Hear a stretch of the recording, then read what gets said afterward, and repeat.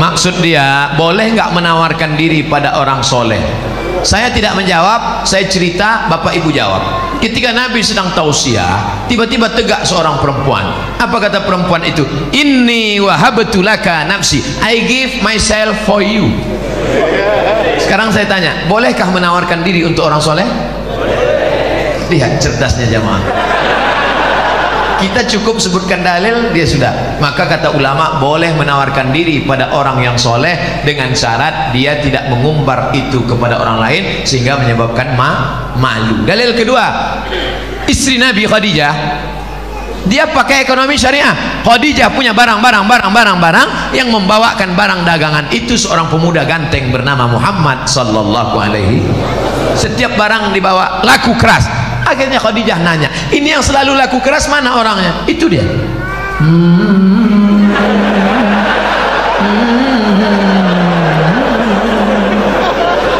Itu dia. Iya. Siapa namanya? Muhammad. Yang ganteng itu. Iya. Maka kata Khadijah, diutuslah seorang laki-laki, coba tanya dia, mau nggak dia nikah sama saya? Ditanyalah, hai Muhammad sallallahu alaihi wasallam, ya, itu tuan yang punya barang-barang kita selalu kita bawa, dia mau sama kamu. Itu dalil boleh perempuan menawarkan, tapi melalui wali. Wahai adikku akhwat, engkau punya wali 6, ayah, datuk, kakek, abang, adik, abang ayah, adik ayah, pakcik. Maka kau sampaikan supaya dia ngomong ke sana. Nah, siapa dia orangnya? Itu Pak Ustaz, anak remaja masjid di Al-Kausar itu. Kasih tahu, Dek, ya, mau datang ke rumah saya? Ada apa Pak? Datang bertamu, minum-minum aja sore. Datanglah, nanti keluarlah ente bawa manis.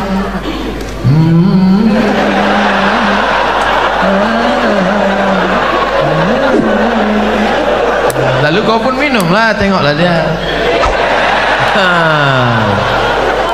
Setelah itu barulah tanya, Dek, ya, tadi waktu di rumah tadi ada minum teh kan?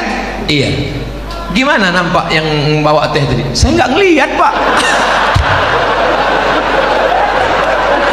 Kenapa tak kau tengok? Besok pagi bisa kau datang? Bisa Pak. Besok datang, tengok jelas-jelas ya. Aku undang kau tujuannya mau nengok keponakanku itu. Bodoh kali kau.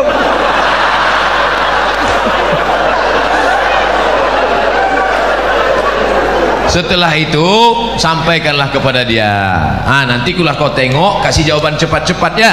Ya, kalau padi katakan padi, jangan sampai tertampi-tampi. Kalau jadi katakan jadi, jangan sampai ternanti-nanti. Gitu. Gimana? Bisa Pak, selama ini saya memang udah nengok dia, tapi dari jauh nampak saya cantik, begitu dekat tak jadilah Pak. Udah, yang kau ceritakan ke yang lain ya, nanti hancur dunia persilatan. Kalau tidak jadi jangan kecewa. Kenapa? Bunga bukan setangkai, kumbang bukan seekor, patah tumbuh hilang berganti, hilang satu tumbuh seribu. Apa disedihkan? Alah, perempuan macam laki-laki macam itu banyak. Kalau ditanya orang, gimana? Kecewa nggak jadi sama dia? Kecil lah. Di dalam kamar baru kau nangis.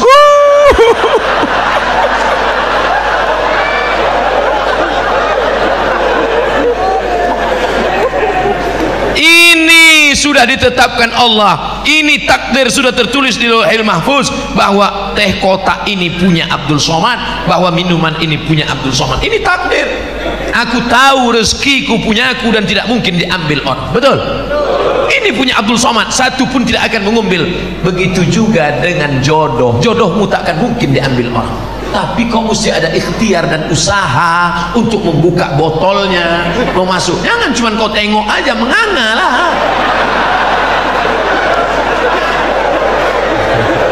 Harus ada usaha. Jangan nanti ditanya, gimana Dek? Saya serahkan sama Allah aja. Kalau memang jodoh nggak akan kemana. Tak akan lari gunung dikejar.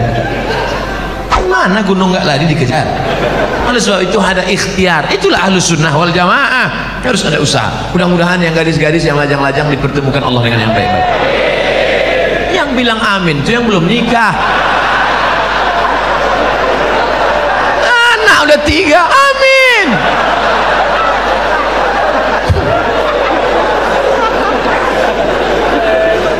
Nah, oleh sebab itu maka indah adik-adikku yang lajang, Indah kalian nanti bercerita ke anak-anak. Papa, ya, papa ketemu mama dulu di mana? Waktu itu ada ustadz datang ke masjid LNG Badak atau Badak LNG, Masjid Al-Kausar. Nah, terus pas papa mau keluar itu nyari-nyari sendal, mana sendal, tiba-tiba terbentur kepala papa. Tengok depan.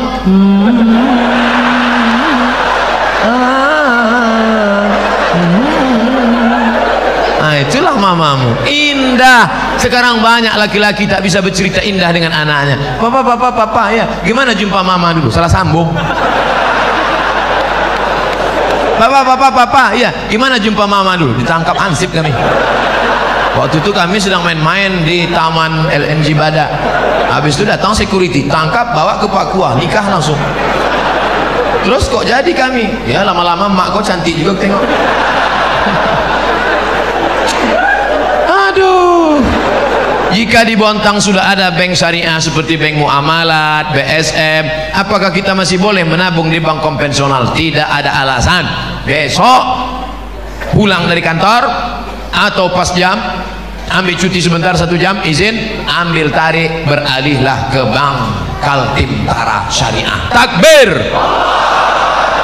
Ustadz dikasih berapa sama Bank Kaltim-Tara? Tidak pernah jumpa, tidak pernah ada tegur sapa, tapi saya membawa spirit syariah kemana-mana pun saya selalu sampaikan itu. Robahlah bank konvensional menjadi bank syariah. Hai bupati, hai wali kota, hai gubernur, amalmu kalau mau tidak putus setelah kematian, robah bank Kaltim-Tara menjadi bank syariah. Takbir. Mengalir pahalanya, Pak. Memangnya kau jadi bupati, wali kota, gubernur berapa lama? Paling lama 2 periode, itu pun kalau ada yang nyoblos. Paling lama 10 tahun, itu pun kalau tak ditangkap KPK. Habis itu pensiun, stroke, stres, mati. Apa yang kekal abadi? Tuh amalmu. Buatkan perda zakat, keluarkan orang dari konvensional, maka setelah kau mati macam tetesan embun di tengah gurun pasir yang panas. Dulu waktu kau punya jabatan disambut orang pakai baleho, disambut pakai umbul-umbul, dibukakan pintu. Sekarang menengok pun orang tak mau, akhirnya kau depresi, stres, batuk, mati. Sekarang banyak golongan yang mengaku dirinya yang sesuai dengan Rasulullah sallallahu alaihi wasallam. Bahkan masjidnya pun khusus untuk kelompoknya saja. Padahal di sampingnya ada masjid yang sudah lama dibangun masyarakat. Apakah benar Rasulullah mengajarkan cara beragama seperti ini? Tidak. Kita semua yang bersyahadat mengikut sunnah Rasulullah, kita adalah ahlus sunnah wal jamaah. Kita ini semuanya ahlus sunnah karena kita mengikut sunnah menutup aurat, kita mengikut sunnah kita sholat berjamaah, kita mengikut sunnah. Adapun perkara yang remeh-temeh, sepele-sepele, jangan kelahi hanya masalah sepele, kelahi masalah bulu. Yang sudah punya ada jenggot, lanjutkan jenggotmu panjangkan. Yang tak ada jenggot, beli itu obat. Jangan kelahi masalah bulu. Ini yang gak suka jenggot, ngejek yang jenggot. Aku nengok kau berjenggot macam kambing. Tentu yang berjenggot sakit hati. Aku berjenggot kambing, ya. Kau tak berjenggot anjing. Berkelahi kambing sama anjing. Ini kan masalah sepele. Masalah Islam mengatur. Oleh sebab itu jangan kelahi. Kelahi hanya masalah kaki celana. Yang udah motong kaki celana, ya nggak apa-apa. Jangan disambung lagi ke bawah. Ini masalah khilafiyah. Jangan diajak yang udah motong. Aku nampaknya ente sejak hijrah ini bertambah tinggi nampaknya. Itu dia sakit hati. Bagus dia potong kaki celana supaya tidak nginjak ayam. Tapi yang kaki tertutup begini, ya bilang nanti jumpa sama orang. Dulu kita jumpa sama orang salaman, sekarang aneh neraka. Manjarra thawbahu khuyala. Kalau mata kakinya tertutup, kalau sombong. Kalau nggak sombong nggak apa-apa kata Imam Nawawi. Kalau nggak sombong nggak apa-apa kata Imam As-Suyuti. Kalau nggak sombong nggak apa-apa kata Syekh Atiyah Saqar. Kalau nggak sombong nggak apa-apa kata Imam Sun'ani dalam Subulus Salam. Kalau nggak sombong nggak apa-apa kata Imam Syaukani dalam Nailul Autar. Kalau nggak sombong nggak apa-apa kata Syekh Yusuf Qardawi dalam kitab Mafahim Kaifa nata'amal ma'as sunnah. Oleh sebab itu ini masalah khilafiyah, masalah usolli, masalah enggak usolli fardal asli. Yang satu enggak pakai usolli. Akhirnya kelahi. Antara usoli nggak usoli kelahi. Yang ketawa siapa? Yang nggak ke masjid. Kenapa mereka di Masjid Al-Kausar kelahi? Gara-gara usoli. Untung kita nggak ke masjid.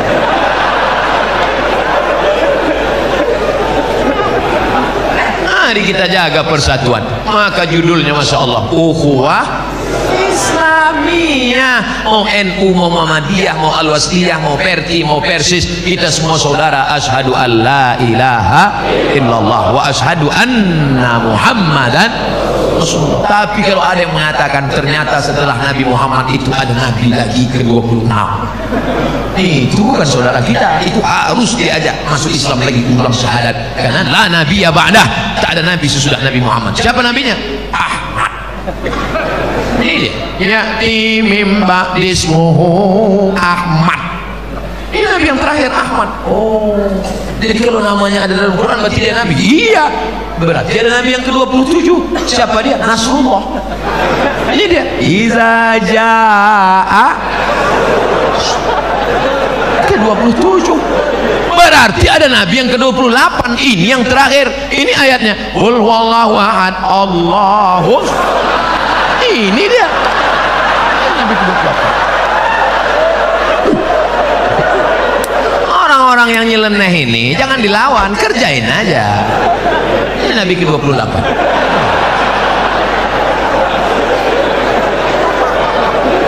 Tolong jangan dipotong videonya. Nanti pengakuan Ustadz Somad dibontang. Nabi ke-28. Ini potong-potong video nih. Makanya tonton video dari awal sampai akhir, lihat video aslinya, jangan lupa subscribe.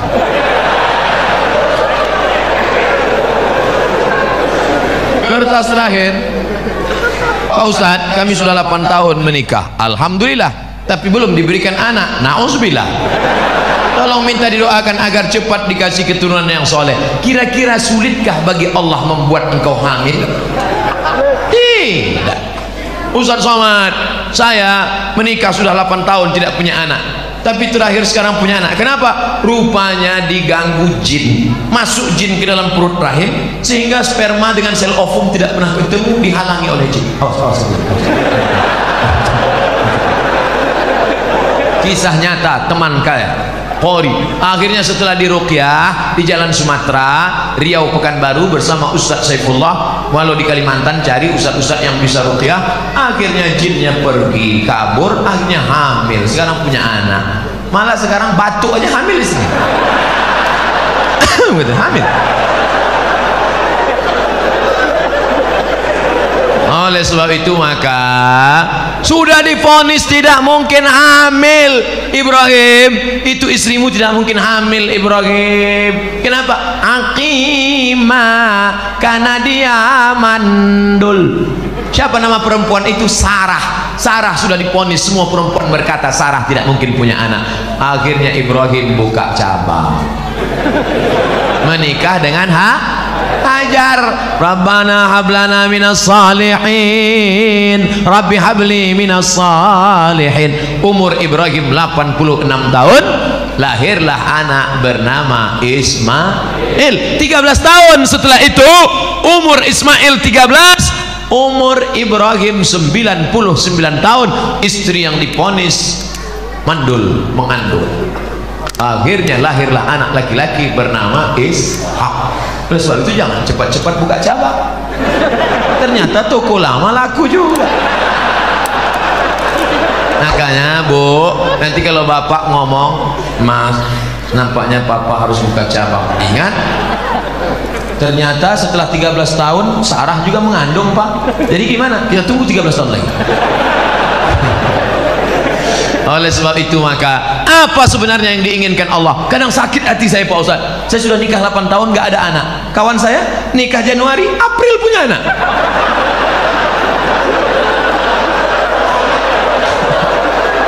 Di mana keadilan Allah, Pak Ustaz? Sebenarnya Allah hanya ingin melihat engkau munajat di tengah malam. Usolli sunnatat tahajud 8 rakaat, usolli sunnatal witir 3 rakaat, usolli sunnatal hajat, hajat ingin punya anak, baca surat Yasin, selesai baca surat Yasin, Allahumma inni as'aluka bi surat Yasin, Allahumma inni atawassalu ilaika bi jahi Yasin. Ya Allah, berkat surat Yasin ini mudahkanlah aku punya anak. Karena kata Imam Ibnu Hajar, kata Imam Ibnu Katsir dalam tafsir Qur'anil Azim, la tuqra'u fi amrin asirin illa yassarahullah. Kalau dibacakan pada perkara yang susah, susah punya anak, susah sakit, susah paham, maka dimudahkan Allah. Maka baca Yasin tiap malam. Bapak Ibu salat tahajud usaha. Katanya minum jus apa itu, jus kacang hijau, katanya makan korma. Saya tengok jamaah umroh beli korma muda, beli korma muda. Saya nggak paham ini apa betul apa tidak. Lalu saya tanya sama yang jual itu, apa betul? Katanya aku pun tak punya anak. Ternyata orang ini sugesti aja, ikut-ikutan. Teman saya lama tak punya anak, ambil cuti 1 bulan ke Kairo, makan minum, ngaji, makan minum, punya anak. Rupanya selama ini sperma terganggu oleh WhatsApp. Handphone masuk kantong, handphone signalnya terganggu, makanya sperma itu lemah, nggak kuat dia berenang. Makanya makan banyak, makan. Oleh sebab itu maka ada ikhtiar, ada usaha, ada doa dan tawakal. Mudah-mudahan yang belum punya anak diberikan Allah anak yang soleh dan soleh. Ala hadhihi niyah wa kulli niyatin salihah. Al-Fatihah. A'udzu billahi minasy syaithanir rajim. Bismillahirrahmanirrahim.